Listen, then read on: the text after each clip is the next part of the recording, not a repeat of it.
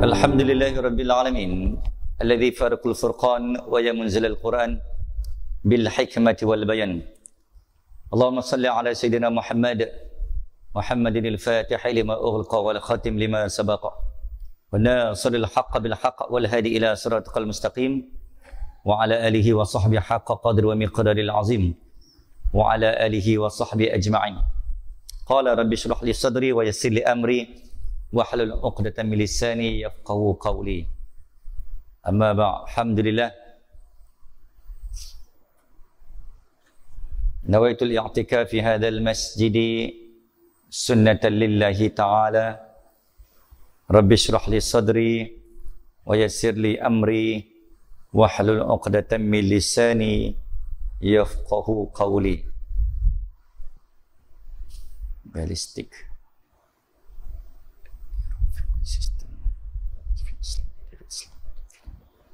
David Islam. Alhamdulillah, Tuan Imam, Tuan Pimpinan Pengerusi, Jawatan Kuasa Masjid, tuan-tuan pegawai, tetamu-tetamu yang disebut dan dijemput oleh Allah Azza wa Jal. Sallallahu alaihi wasallam, syukur Allah memberikan ruang peluang untuk diangkat darjat, dianugerahkan hasanat dan dipadam segala sayyiat. Muslimin dan muslimat, tuan-tuan dan puan-puan, dengan niat nawaitul i'tikaf fi hadzal masjid sunnatan lillahi ta'ala. Ya Allah, aku duduk seketika bagi merawat dan merehat. Jadikanlah solat, jadikanlah jamaah, jadikanlah kuliah maghrib ini ya Allah sebagai stesen, dan jadikan ia sebagai satu singgahan untuk aku RNR, merehat dan merawat ketika aku sangat penat dan lelah mengharung, menempuh dan merempuh ujian dunia yang sangat memenatkan tanpa batas dan sempadan. Jadikanlah kita kurang lebih 40 minit ya Allah, kami duduk bersimpuh di bawah duli kebesaran-Mu ini ya Allah.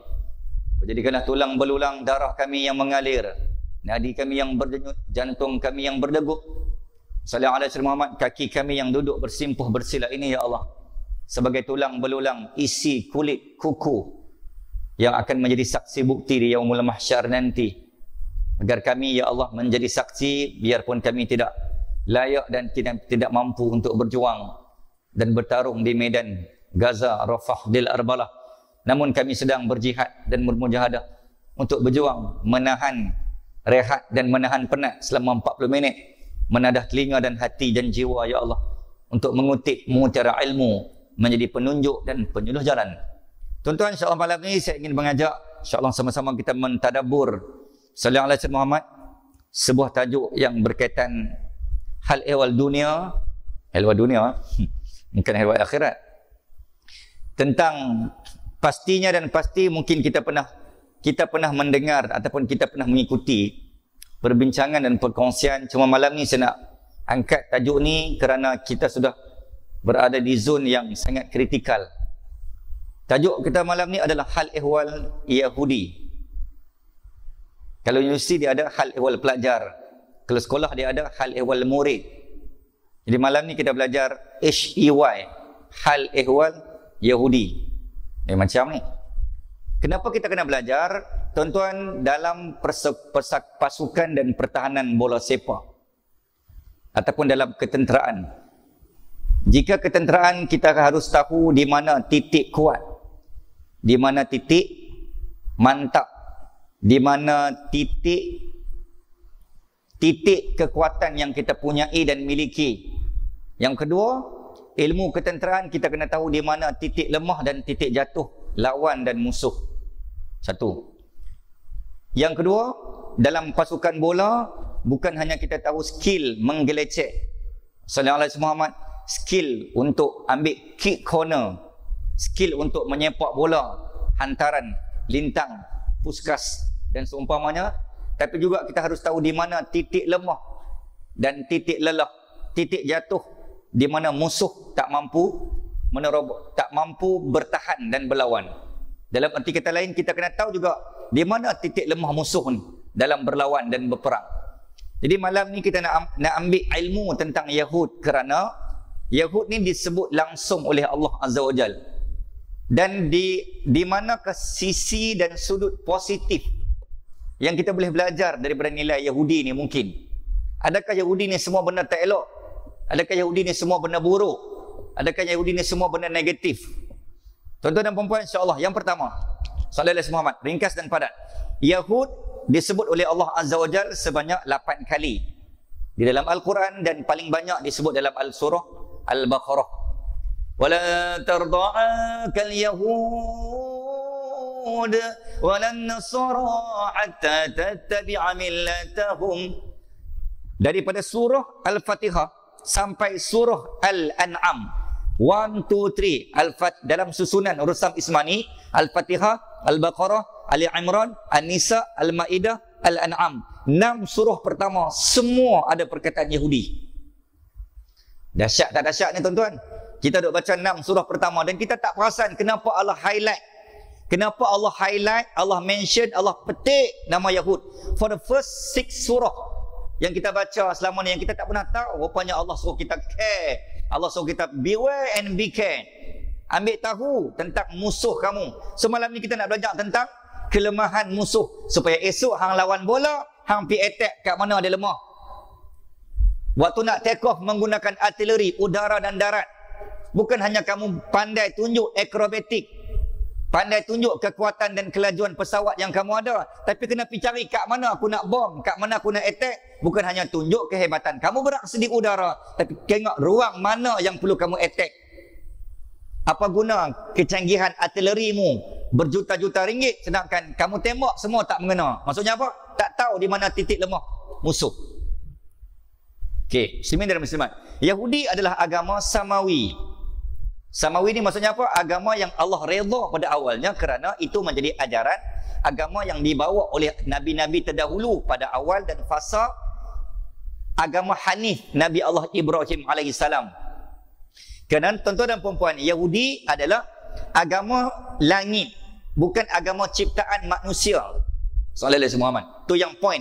Sebagai maksudnya agama yang asal original cantik, clean, positif, terbaik. Bukan kita kata terbaik, tapi kita kata agama yang baik. Agama yang tidak dicalari dan dicemari oleh mana-mana unsur dan anasir yang boleh menyesatkan permulaan. Bismillah dan muslimat rahimakumullah. Bangsa Yahud, jadi Yahudi ni ada dua. Satu point dari segi sentimen dia agama yang asalnya baik. Tuan-tuan dan puan-puan muslimin dan muslimat, analogi yang kita boleh ambil, jangan salahkan gula kalau orang tu ada kencing manis, dan jangan salahkan ustaz manis kalau orang tu ada kencing manis. Tak ada kaitan dengan aku pun. Alhamdulillah, gula saya masih stabil lah, 4.9 saja nak abang. Alhamdulillah. Muslimin dan muslimat, nak beritahu bahawa Islam tak salah kalau ada benda kemaksiatan, kejahatan, kebobrokan, kemungkaran. Itu bukan salah agama, bukan salah Islam, tapi salah penganut dan pengamal. Bukan salah gula, tapi salah kita yang overdose, ataupun yang kita kurang ambil atau terlebih ambil, ataupun salah ambil. Apa salah garam kalau kita ada darah tinggi? Garam kata aku tak salah, tapi kita yang tersalah ambil, tersalah letak, misuse, mispose. Sembilan dan muslimat. Jadi agama Yahudi dia adalah satu agama yang asalnya baik, dan yang kedua dia juga merujuk kepada bangsa. Bangsa mana tuan-tuan? Bangsa yang datang dari anak Nabi Allah Yaqub. Sallallahu alaihi Muhammad ada pandangan dan riwayat mengatakan yang bernama Yahuza dari anak keempat dari isteri pertama. Nabi Yaqub ada 4 orang isteri yang menghasilkan 12. 4 isteri menghasilkan 12 leluhur, 12 anak yang menghasilkan keturunan Bani Israel. Israel merujuk kepada Nabi Yaqub. Yang ni kita ulang kaji lama dah. Jadi Yahudi ni asalnya baik, anak Nabi, dan dia adalah agama yang baik daripada langit, agama samawi. Okey. Poin yang kedua, turun. Yahuza ini ada satu sentimen yang ada pada bangsa Yahudi, iaitu penyakit tak mau kalah dan tak mengaku kalah.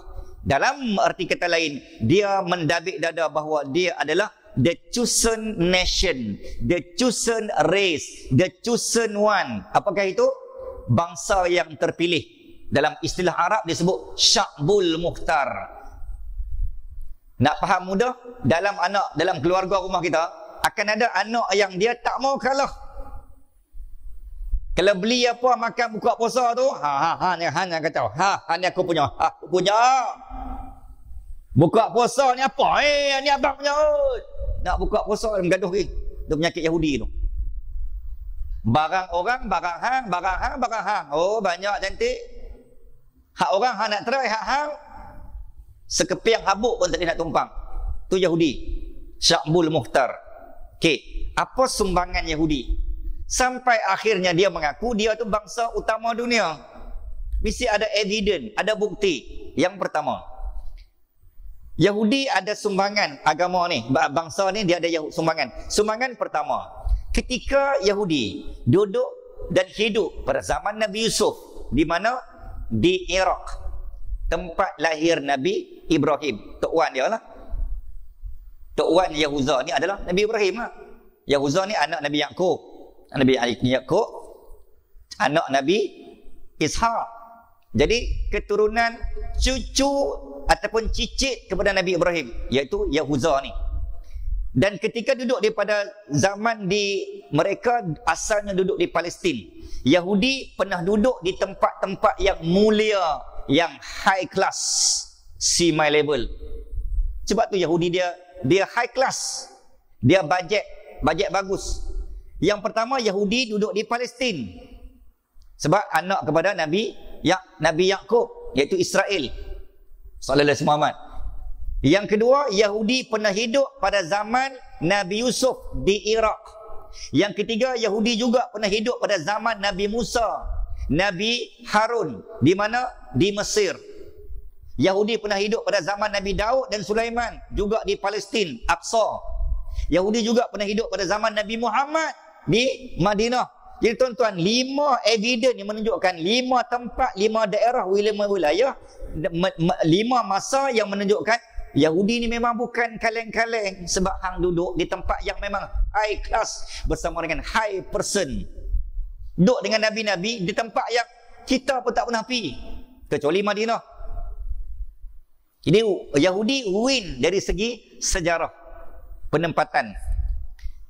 Sumbangan Yahudi juga ketika Yahuza ni yang melahirkan keturunan Yahudi, tuan-tuan, dia pernah menyelamatkan Nabi Yusuf ketika dibuang dalam sumur atau perigi. Maka sumbangan Yahudi ada, iaitu dia yang dilaporkan kepada Nabi Yaqub sallallahu alaihi Muhammad, katanya adik-beradik yang lain yang pergi buang dia, akhirnya Nabi Yusuf terselamat. Satu. Sumbangan Yahudi yang kedua, ketika Iraq berada dalam kemarau, berada dalam kebuluran, waktu itu Nabi Yusuf dah menjadi menteri perbandaran ataupun menteri ekonomi sallallahu alaihi Muhammad di negara Mesir. Maka Yahuza inilah tuan-tuan yang pi jumpa Nabi Yusuf, adik-beradik dia di Mesir, untuk tagih simpati. Tolong kami, bantu kami, kami saudara kandung kamu. Nabi Yusuf bantu, maka makanan daripada Mesir, sumbangan menteri yang bernama Nabi Yusuf, dibawa balik ke Iraq. Akhirnya adik-beradik Yahuza, Israel Yahudi, semua cukup makan. Sumbangan Yahudi. Dua. Yang ketiga, ketika Nabi Yusuf menjadi menteri, secara teorinya Nabi Yusuf akan berdendam dan akan mengenakan hukuman kepada adik-beradik kandung dia yang pi buat tahanan dalam sumur, dalam perigi. Tapi Yahuza inilah tuan-tuan pi jumpa, pi tagih sallallahu alaihi Muhammad, pi pujuk Nabi Yusuf agar tidak, kita kata, tidak menjatuhkan hukuman. Akhirnya geng Yahudi mendapat kemaafan hasil asbab sumbangan Yahudi kepada Nabi Yusuf. Akhirnya bangsa Yahudi terselamat daripada hukuman. Itu sumbangan dia. Disebabkan Yahudi ini telah berjaya membina sumbangan demi sumbangan, maka dia percaya bahawa akulah bangsa yang terpilih. Itu antara evidence. Dua. Poin yang ketiga. Tadi saya sebut apa tuan-tuan? Yahudi antara golongan manusia yang paling mulia. Because of what? Because of mereka memang betul-betul insan terpilih. duduk depan Nabi, tengok muka Nabi, pegang tangan Nabi, solat belakang Nabi, dengar Nabi baca kitab, jalan dengan Nabi, makan dengan Nabi, everything dengan Nabi, maka semuanya dengan Nabi. Bismillahirrahmanirrahim. Okey. Rupa ada jenazah yang kita rendahkan sikit Sorry. Okey. Bismillahirrahmanirrahim. Ketika Yahudi berada di Madinah, antara golongan manusia yang paling lama menunggu dan menanti Nabi. Sebab apa? Sebab Yahudi percaya the final and the last prophet in the world must become silap grammar. Dan lagi betul grammar. Tak ada kuliah lain yang tuan-tuan jumpa pembentulan grammar. Hanya macam jalan baru ya. Okey, kat mana tadi? They do hope. Mereka sangat mengharapkan the last prophet sallallahu alaihi Muhammad yang akan datang nanti must become from their nation. Mesti hadir dan muncul dari bangsa mereka. Tengok bangsa Arab. Di situlah titik mula permusuhan antara Yahudi dengan Arab. Mula crash and crack. Di situlah mula dendam Yahudi dengan Arab kerana hanya tak puas hati Allah takdir dan Allah takdirkan dan Allah jadikan Nabi Muhammad itu bukan is a non-Israel and non-Yahudi but Arabic. Daripada keturunan bangsa Arab. Sallallahu alaihi wasallam. Okey. 3, 4. Yahudi dia ada 3 nama. Yang ni mungkin kita pernah sebut sebelum ni. Dahsyat tak dahsyat Yahudi ni? Kita Melayu, bahasa Arab kita sebut Jawi kan. Bangsa Jawi, tanah Jawi, tulisan Jawi, masuk Jawi. Itu asal usul kita. Yahudi ada 3 nama. Dalam 3 tu ada dalam Quran. Yang pertama, ya ahlul kitab. Namanya ahlul kitab. Panggilan Allah kepada Yahudi ni adalah ahlul kitab. Pasal apa? Sebab Yahudi ada 3 kitab referen dan rujukan. Secara teorinya memang Yahudi akan jadi orang baik, orang alim, orang cerdik, tok guru, alim ulama, tok wali. Zabur, Taurat, Injil, 3 mereka balas. Lah bunuh Nabi. Apa dah jadi wahai Yahudi oi? Hampa ada 3 kitab, kami 1 kitab je pun. Bab kitab memang kita kalah. Bab ilmu memang kita kalah. Bab kebertuahan. Kita tak bertuah macam Yahudi. Yahudi duduk dengan Nabi. Kita 1 Nabi pun tak ada. Bismillahirrahmanirrahim. Yang kedua, Yahudi namanya disebut Bani Israel. Bani Israel ni Allah guna dalam Al-Quran antara paling banyak. Antaranya surah Al-Qasas. Cerita tentang hal ehwal Nabi Musa. Bani Israel ni merujuk kepada Allah guna Bani Israel ketika cerita tentang nikmat. Sallallahu alaihi wasallam. Ya Bani Israel, wa idh qala Musa liqaumihi ya qaum udhkurullaha ni'matan udhkurullah.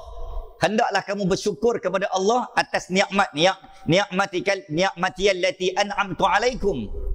Atas nikmat yang telah aku hadir, beri, anugerah, kurniakan. Wa anni faddaltukum 'alal alamin, dan kalian menjadi bangsa yang mulia satu ketika dulu sebab nabi-nabi dalam kalangan kalian. Tapi sayang, kusangkakan Yahudi beriman sampai ke petang, rupanya kufur, lupa diri di tengah hari. 2. Nama Yahudi yang ketiga adalah Yahudi, iaitu cerita tentang bila Allah menggunakan, Allah nak rujuk tentang bangsa yang zalim, yufsiduna fil ard, maka Allah guna perkataan Yahudi tentang rosak, zalim, tak berhati perut, berperi kebinatangan. Sifat-sifat ni Allah guna perkataan Yahud. Allah tak guna ahlul kitab, Allah tak guna Bani Israel. Usia Yahudi sekitar 2000 tahun. Antara pandangan riwayat Imam Ahmad, hadis yang dibawa, tuan-tuan, usia umur umat Muhammad, usia dunia ni tuan-tuan, dia bersamaan dengan beza antara umur Yahudi dengan umur Nasrani 600 tahun, umur Yahudi 2000 tahun. 2000 minus 600 is equals to 1400. Jadi umur umat Muhammad, usia dunia umat Muhammad berbaki ni, dunia ni, dia bersamaan dengan plus minus 1400 plus. Ada riwayat mengatakan 1500 tahun. Sekarang dah 1446. Wallahu ta'ala alam. Okey. Tuan-tuan dan puan-puan, sejarah rekod Yahudi. Yahudi terpecah dan terbelah ketika pernah menjadi dijarah dan dimamah serta dijajah oleh beberapa kuasa besar. Okey, antara yang pertama, rekod bagaimana Yahudi dijajah. Yang pertama, Yahudi pernah dijajah, tuan-tuan, sallallahu alaihi wasallam Muhammad. Sebelum tu, zaman kegemilangan Yahudi adalah pada zaman Nabi Daud dan Nabi Sulaiman. Waktu ni Yahudi sangat tip-top, beriman. Mereka tidak mengecam orang, mereka tidak membunuh orang. Orang baik beriman sebab zaman Nabi Daud dengan Nabi Sulaiman memerintah dunia ketika itu. Ketika wafatnya Nabi Sulaiman, maka bermulalah berpecahlah bangsa Yahudi, mula lupa diri. Kerana mereka menganggap Nabi Sulaiman itu adalah Sallallahu Muhammad, pembina haikal ataupun istana ataupun the kingdom of Solomon. Okey. Selepas habis zaman Nabi Sulaiman 950 tahun sebelum Masihi, datang seorang raja Bukhtansar ataupun Nebuchadnezzar daripada kerajaan Bibabil Harut wa Marut yang disebut oleh Allah Azza wa Jalla dalam surah Al-Baqarah, kerajaan Babylon yang berada di Mesir purba. Tak payah hafal, tak masuk periksa, dengar sudah. Okey, ustaz tak tanya. Kalau tanya pun memang tak ada jawab pun. Tuan-tuan dan puan-puan, sekitar 582 sebelum Masihi, datang sebuah kerajaan. Hoi, hoi, hoi, hoi, ya hoi. Lain macam tu. Hoi. Tegak, kena tegak. Okey. Hoi, ha hoi. Macam tu tegak sikit. Datang satu kerajaan Nebuchadnezzar 582 sebelum Masihi, menakluk, menjajah Yahudi habis, tuan-tuan. Saudara Muhammad, Yahudi berada di zaman kegelapan, dijajah. Akhirnya bertebaran dan sebahagiannya, tuan-tuan, memang dah keluar daripada Palestin. Tak tahu nak pergi mana sebab tak ada negara, tak ada tanah. Nebuchadnezzar. Yang kedua, Empire Sassanid. Sassanid ni daripada Farsi ataupun Iran. Selepas pada tu, saya ringkaskan, Cyrus the Great 500 sebelum Masihi. Lepas tu 300 sebelum 350 sebelum Masihi, Alexander the Great. Sampailah Raja Rom 70 Masihi, sampailah masuk zaman Masihi, Sayyidina Umar Al-Khattab. Islam kembali menaungi dengan penuh adil, sopan, saksama, lembut, berhikmah. Di mana? Pada tahun 636 sebelum 636 Masihi. Itulah kali pertama Islam memegang wilayah Al-Aqsa di bawah tangan pimpinan Umar Al-Khattab. Ketika Yahudi diserang, tuan-tuan, beza dengan ketika Umar masuk. Okey, tengok tuan-tuan kena faham yang ni. Tadi saya sebut daripada Nebuchadnezzar, Sassanid, Cyrus the Great, Alexander the Great. Yang ni bukan kerajaan Islam, pimpinan Rasulullah dan sahabat. Yang pimpinan Rasulullah ni hanya satu, iaitu zaman Khalifah Umar. Daripada 4-5 serangan ke atas Yahudi ni, semua serang Yahudi dengan penuh tragis. Darah melimpah sampai ke kaki kuda, tinggi dia. Tapi tuan-tuan, ketika Islam menakluki Palestin 636 Masihi, setitis darah pun tak ada. Nah, Abang Mai kata, inilah contoh Islam memimpin. Inilah contoh pemimpin Islam. Inilah contoh yang orang yang mengislamkan kuasa, politik, pemerintahan, negara. Aku tidak menyalahguna kuasa. Satu musuh pun tak ada. Bukan, satu darah musuh pun tak ditembak. Kita hari ini berlawan hanya nak menjatuhkan musuh, walaupun sesama agama dan sesama bangsa.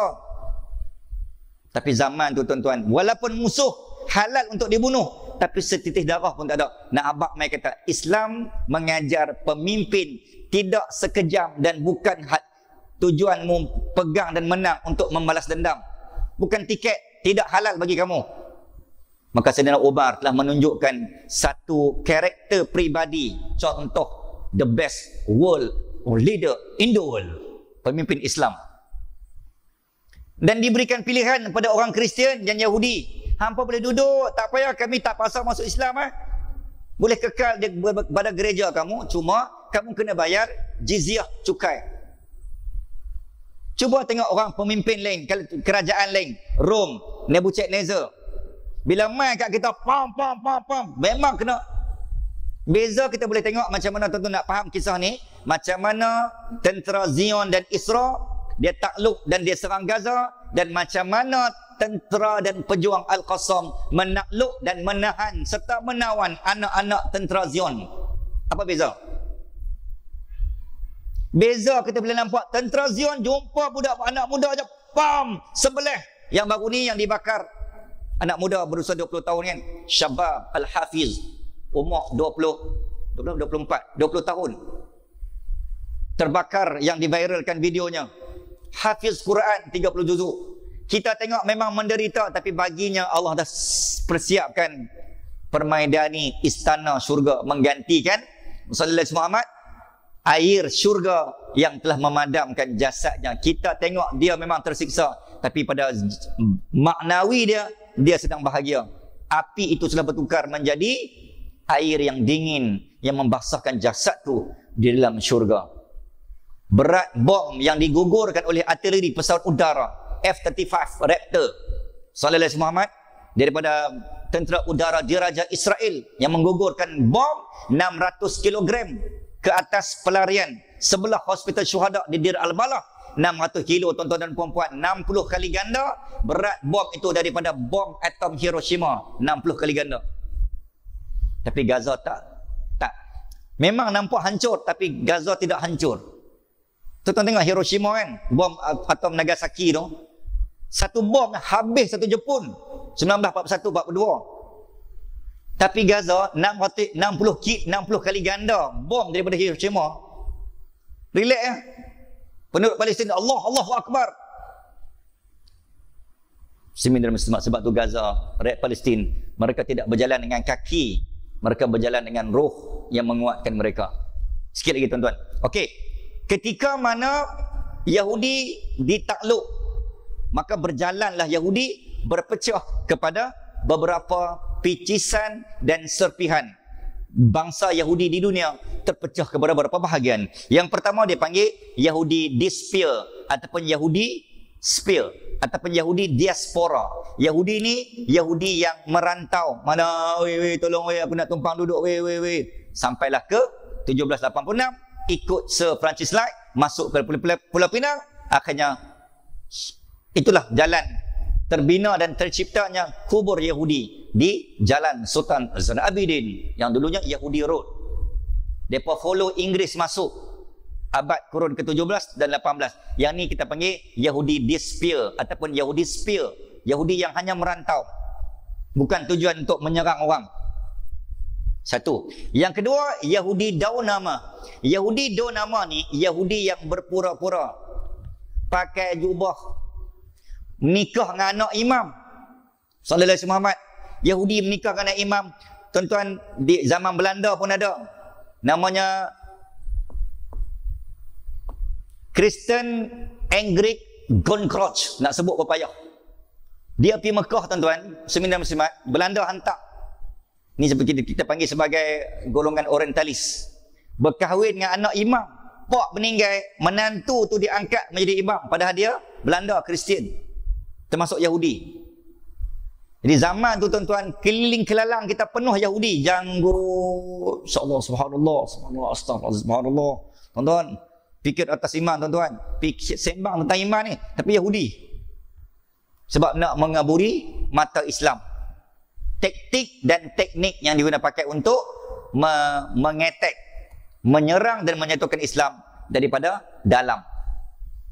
Zaman ni Yahudi Daunama. Dan juga kita pernah sebut gugur dan jatuhnya wafatnya Muhammad Al-Fatih pada sekitar tanggal 14 sallallahu alaihi Muhammad Mac.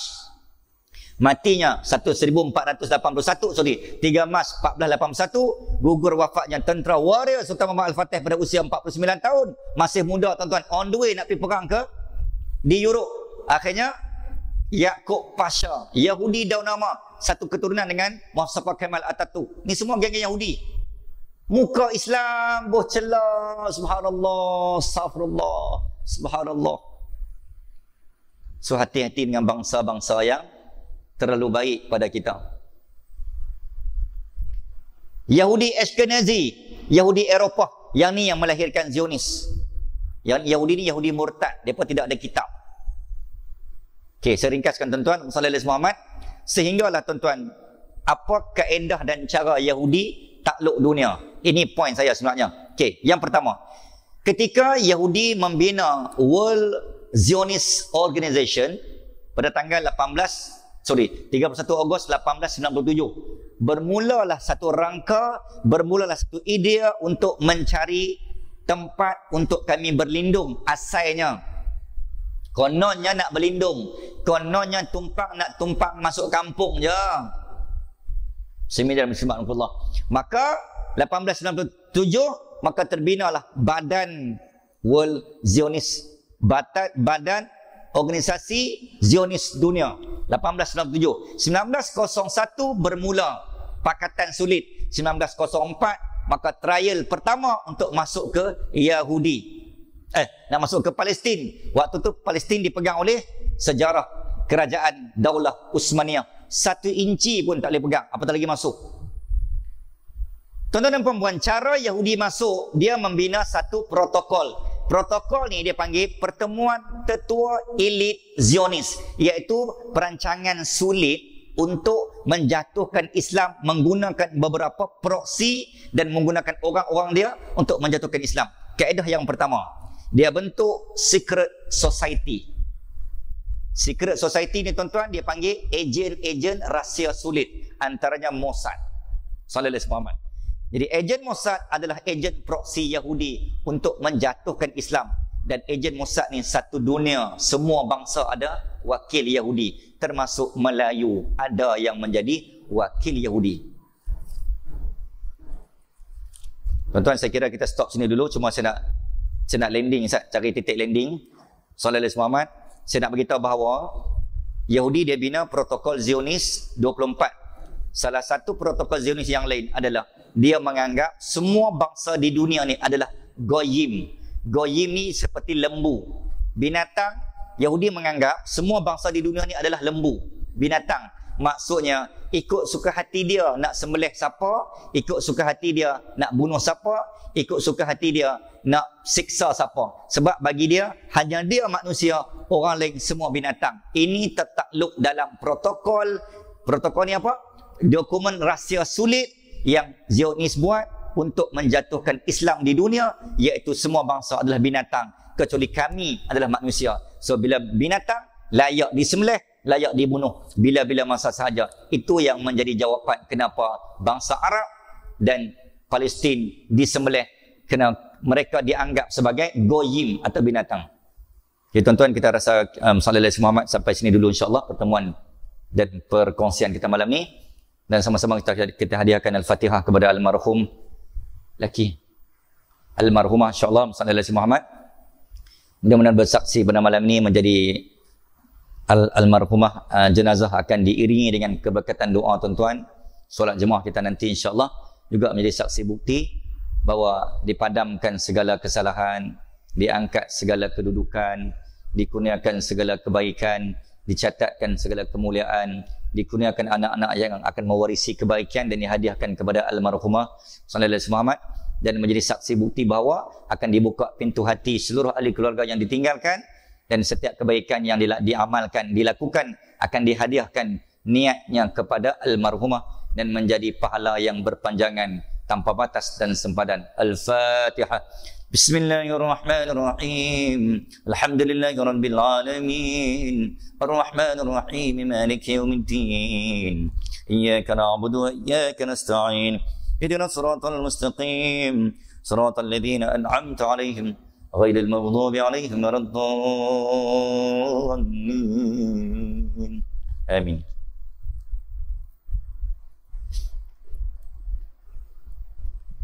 Wabillahi taufiq wal hidayah. Assalamualaikum warahmatullahi wabarakatuh.